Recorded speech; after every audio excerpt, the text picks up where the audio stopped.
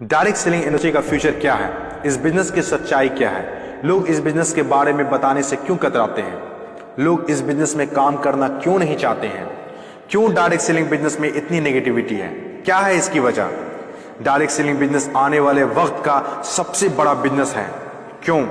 अगर आज आप दूसरी कंट्रीज को देखें, जो कंट्रीज आज डेवलप्ड है, उन सभी कंट्रीज के अंदर डायरेक्ट सेलिंग बिजनेस का बहुत ज्यादा प्रायोरिटीज दी जाती है, क्योंकि डायरेक्ट सेलिंग बिजनेस लोगों का बिजनेस है और जब तक दुनिया में लोग रहेंगे तब तक ये बिजनेस चलता रहेगा, क्योंकि ये बिजनेस लोगों पर डिपेंडेड है। जब तक लोग खाते रहेंगे, नहाते रहेंगे, कपड़ा पहनते रहेंगे, तब तक ये बिजनेस आपका चलता रहेगा। अपने इंडिया में कुछ लोग इसे फंसाने का काम बोलते हैं और कुछ लोग ये मानते हैं जिनके पास करने को कोई काम नहीं होता वे लोग ये काम करते हैं। मैं उन सारे लोगों से सहमत हूँ, क्योंकि उन लोगों के पास अभी तक इस बिजनेस का प्रॉपर नॉलेज नहीं पहुंच पाई है। ये हम लोगों की जिम्मेदारी है कि इतनी पावरफुल और ब्यूटीफुल इंडस्ट्री के बारे में लोगों को समझाएं। दुनिया में कुछ ऐसे भी काम होते हैं जो लोगों को आसानी से समझ में नहीं आते हैं। एक छोटा सा एग्जाम्पल देता हूं। हम लोग दिन भर फेसबुक, व्हाट्सएप और यूट्यूब कितना यूज करते हैं और इसके लिए आपसे एक भी पैसा नहीं लिया जाता है। तो जरा सोचिए उनकी कमाई कैसे होती होगी, जबकि फेसबुक दुनिया के टॉप 10 बिजनेस में आता है कमाई के मामले में। कुछ लोग सोचते हैं अगर फेसबुक जब हमसे पैसा नहीं लेता है तो कमाता कैसे होगा। कुछ लोग सोचते हैं पता नहीं कमाता भी होगा कि नहीं। कुछ लोग कहते हैं जो डाटा हम लोग यूज करते हैं उससे कमाता है। डाटा का पैसा सिम वाले को जाता है, जिसका सिम हम लोग यूज करते हैं, चाहे वो एयरटेल हो या जियो हो। ना तो जानते हैं और ना ही जानना चाहते हैं कि कमाई आखिर कैसे होती है। दोस्तों, सबसे पहले आपके लिए ये जानना जरूरी है कि कोई भी इंडस्ट्री कैसे चलती है और कैसे बनती है। किसी भी नई इंडस्ट्री को चलने के लिए 4 फेज से गुजरना होता है। पहला जो फेज होता है वो होता है नेगेटिव फेज, और आज direct selling industry negative phase में है। ये फेज हर नई इंडस्ट्री को झेलना ही पड़ता है। जब भी मार्केट में नया बिजनेस आता है तो लोग पहले उसे ठीक से समझ नहीं पाते हैं और अनदेखा कर देते हैं। जैसे बैंकिंग सेक्टर के साथ हुआ, इंश्योरेंस सेक्टर के साथ हुआ, टेलीकॉम इंडस्ट्री के साथ हुआ। पहले ना तो लोग बैंक में पैसा जमा करते थे और ना ही इंश्योरेंस लेते थे, क्योंकि इंडस्ट्री नई थी, लोग डरते थे, किसी पर भरोसा नहीं था। लेकिन आज देखिए, यही इंडस्ट्री है जिसके बिना किसी राज्यों की कल्पना करना असंभव है। जब नई नई प्लास्टिक इंडस्ट्री स्टार्ट हुआ तो 95% लोगों ने इनकार कर दिया, ये कहकर कि यह पॉसिबल नहीं है। लेकिन उस वक्त भी 5% लोगों को विश्वास था और आज वही 5% लोग दुनिया में आगे हैं। आज हर चीज प्लास्टिक का है, जग हो या बाल्टी, कुर्सी हो या टेबल, खिलौना हो या फ्रेम, यहाँ तक कि डोर भी अब प्लास्टिक के हैं, जो आज से 20 साल पहले किसी ने सोचा भी नहीं था। आज direct selling business negative phase में है, इसीलिए इतनी सारी नेगेटिविटी है।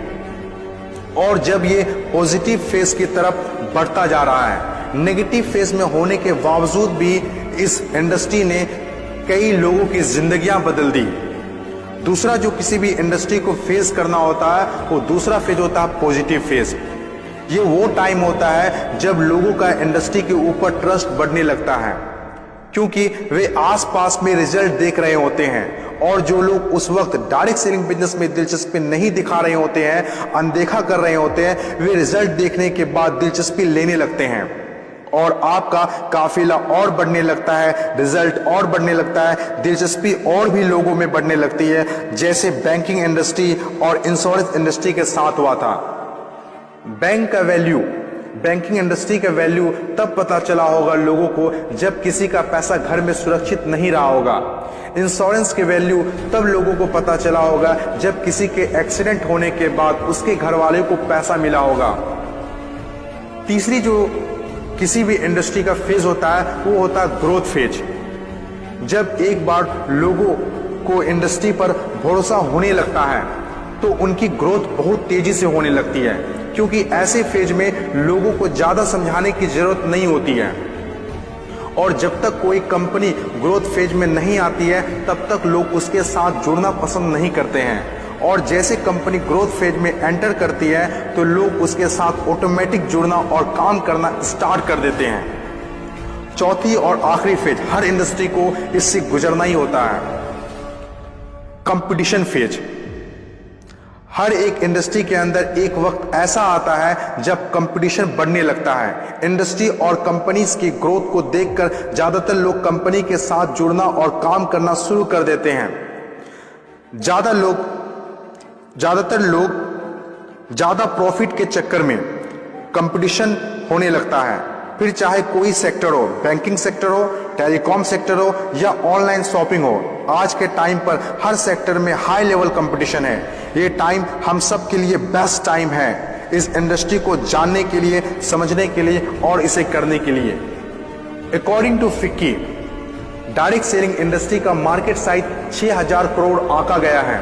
आज तक जितना हुआ है उसको देखते हुए फिक्की ने डिक्लेयर किया है कि डायरेक्ट सेलिंग बिजनेस 2020 से 25 तक 645 अरब तक की हो जाएगी।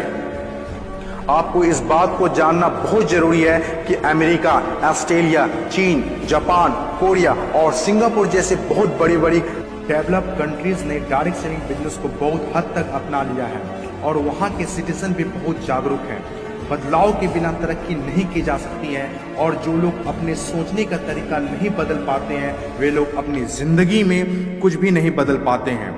नोकिया, कोडेक जैसी बड़ी बड़ी कंपनियां चलाने वाले लोग भी अपने सोचने का तरीका नहीं बदल पाए, इसीलिए अपनी शानदार शुरुआत के बाद भी वो वक्त के साथ इतिहास के हिस्सा बन गए।